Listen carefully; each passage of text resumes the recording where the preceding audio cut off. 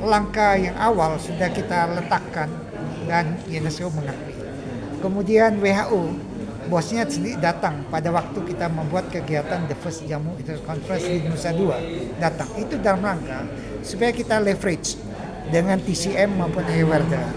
Kemudian untuk itu maka perlu kita bangun seperti disampaikan oleh Pak Ketua Umum tadi.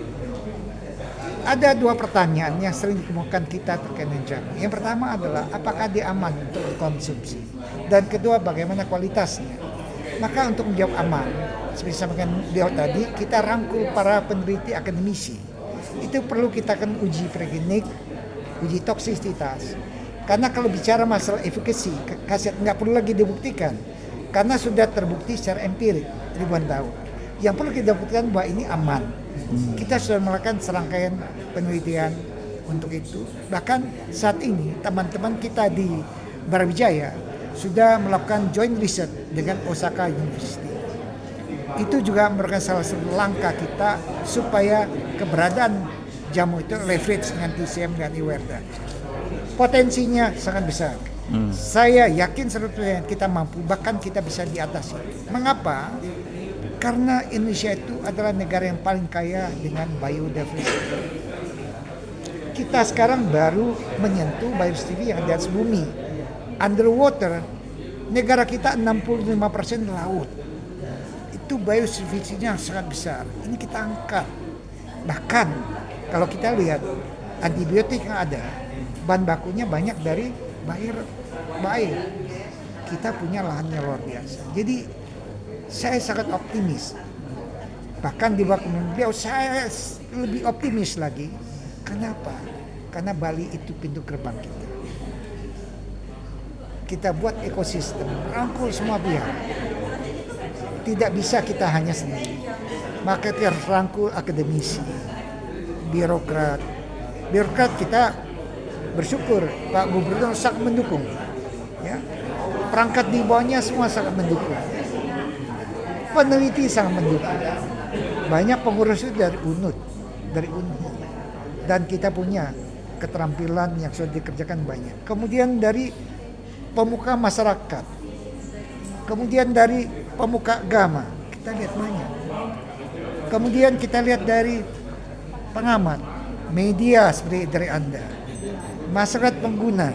Semua kita rangkul karena kita harus inklusif. Kalau kita mengenai dunia, kita nggak bisa cuma 1-2 orang, karena Tuhan menciptakan manusia rentang tangannya hanya 2 meter. Kalau kita merangkul dunia, kita harus berani, semua kita rangkul, tanpa ada yang kita tinggalkan. Semua pasti punya perannya masing-masing. Dan Anda media sangat penting peranannya.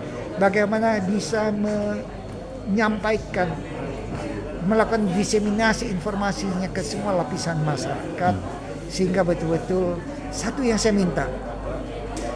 Yuk kita ganti. Kalau sekarang kan kita ngajak, yuk kita ngopi yuk. Kita ganti sekarang. Yuk kita ngejamu yuk. Kenapa jamu? Jamu itu kalau kita lihat zaman kerajaan, raja itu mengundang tamu-tamunya datang ke keraton kerajaannya. Dia memberikan apa yang terbaik yang diberikan beliau kepada tamu-tamunya. Menjamu. Jamuan makan malam. Menjamu. Itu suatu istilah yang sangat luhur, yang tidak dimiliki oleh negara yang lain. Teman-teman saya banyak mengatakan, kenapa rempah? Kenapa rempah? Kalau rempah tidak unik, tidak khas Indonesia. Karena semua negara punya rempah, spice. Tapi kalau jamu, nggak ada. UNESCO mengakui jamu milik Indonesia. Maka jamu itu hanya punya Indonesia, tidak punya negara yang lain. Jadi sangat saya yakin. Kemudian di Bali ini kan wisata, maka kita kembangkan wellness tourism. Kita tidak bicara hospital tourism, karena yang butuh rumah sakit itu cuma 1-2 per mil yang perlu rawat inap. Penduduk saya 280 juta, hanya 2 per mil. Yang butuh obat hanya 20%. Kita tidak mau hospital tourism. Kita bicara masalah health wellness tourism. Semua dari datang, dia turun di bandara, kita sambut minuman segala macam. Dan ini semua mengalir. Coba kita lihat efek bola saljunya. Masyarakat yang kecil-kecil semua merasakan manfaat ini. Aspek ekonomi berkembang, sosial budaya. Jadi pertanyaan tadi sangat kritik dan saya sangat yakin kita bisa. Lagi Seth.